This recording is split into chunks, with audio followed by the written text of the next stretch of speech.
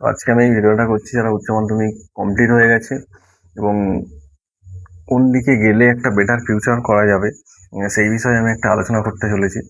সেটা হচ্ছে যারা জেনারেল লাইনে পড়তে চাও তারা বেসিক্যালি দুটো জিনিস করতে পারো। সেটা হচ্ছে তোমরা ডিস্টেন্সে পড়াশোনা করো।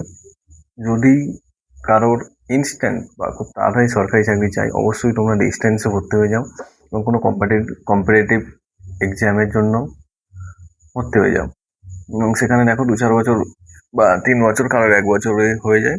2-3 বছর খাটলে মোটামুটি ওটা হয়ে যাবে কম্পিটিটিভ এক্সাম। এবার যারা এএনএম বা জিএনএম পড়তে চাও তাদের ক্ষেত্রে বলে দিচ্ছি, জিএনএম, এএনএম আর জিএনএম এর 25/3 আমাদের এই সামনে 25 তারিখ থেকে ফর্ম ফিল আপ স্টার্ট হচ্ছে।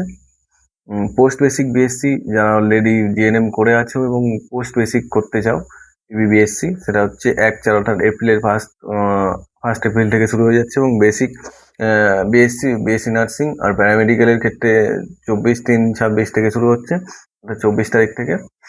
এবার আমি একটু বলে নিই যে জিএনএম, এএনএম, জিএনএম এর এন্ট্রান্স এক্সামিনেশনের জন্য কি কি সাবজেক্ট পড়তে হবে। মাধ্যমিক লেভেলেরই সব থাকবে সাধারণত।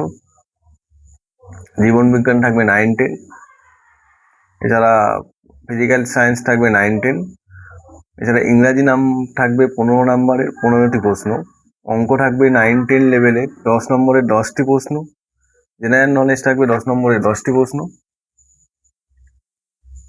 এছাড়া থাকবে লজিক্যাল রিজনিং 5 নম্বরের 5টি প্রশ্ন হবে ইংরাজি ও বাংলায়।